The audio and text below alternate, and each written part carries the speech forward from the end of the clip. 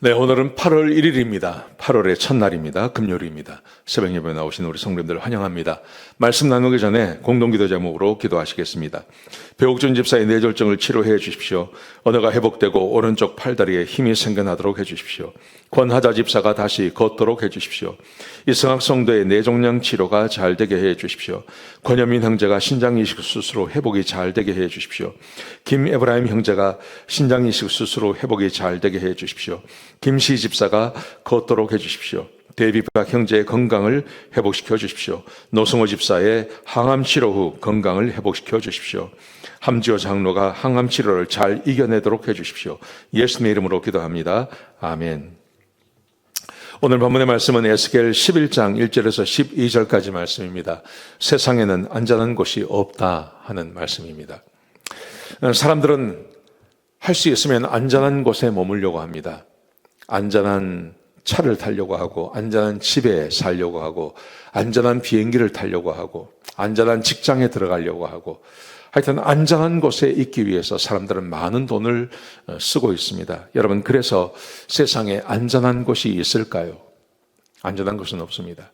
안전한 곳은 하나님 안에 머무는 것 외에는 안전한 곳은 세상에 없다 하는 것이죠.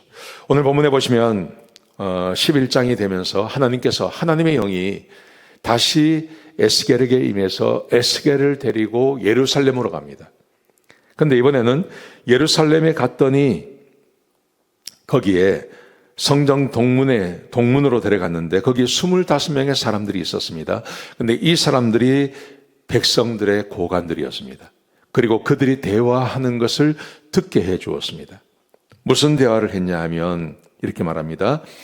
우리 집은 최근에 지었고 안전한 집을 지었단 말이죠. 그리고 이렇게 말합니다. 예루살렘 성읍은 가마솥 같이 같고 우리는 그 안에 있는 고기처럼 안전하다. 이런 말을 합니다.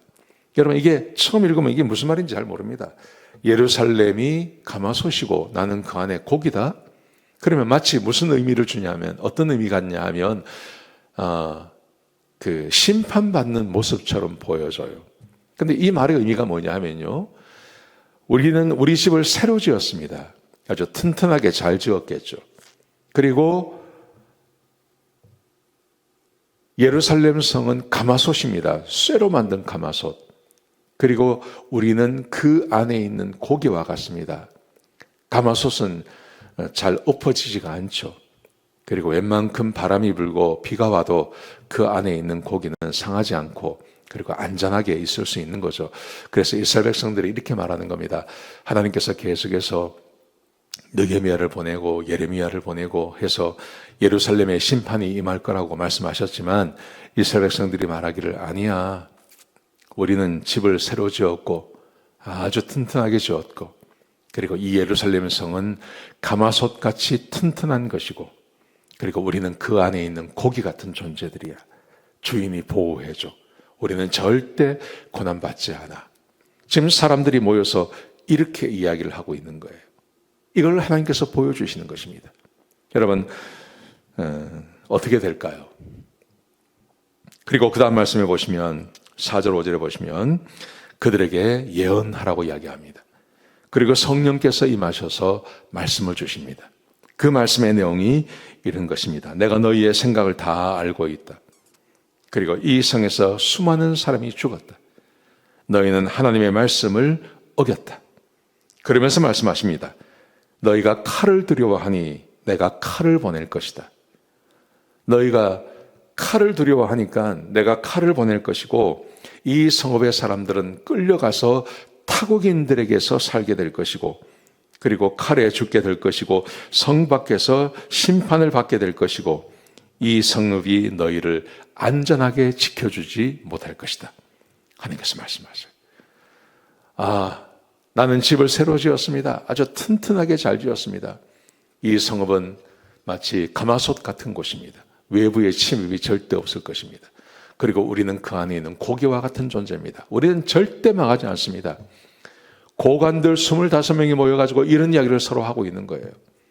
그래서 하나님께서 에스겔을 보내셔서 그들에게 예언하라고 이야기합니다. 하나님이 머물 거다. 내가 칼을 보낼 것이고 너희는 전부 잡혀가서 외지에서 살게 할 것이고, 그리고 이 성읍은 너희를 절대 안전하게 지켜주지 못한다. 그렇게 말씀하세요. 여러분, 세상을 안전하게 살 수 있는 방법이 뭐라고 생각하십니까? 하나님의 율법과 규례를 지키며 살아가는 것입니다. 하나님께서 보호해주지 아니하시면 사람의 지킴이 아무 소용없다고요.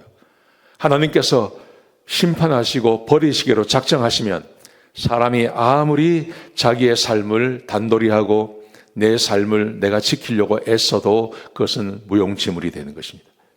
그러므로 이 세상을 안전하게 사는 법, 정말 안전하게 사는 법, 그것은 하나님의 말씀과 규례를 지키며 사는 것입니다. 그래서 12절에 보시면 너희는 내 율례와 규례를 지키지 않고 이방의 율례를 지키며 살았다.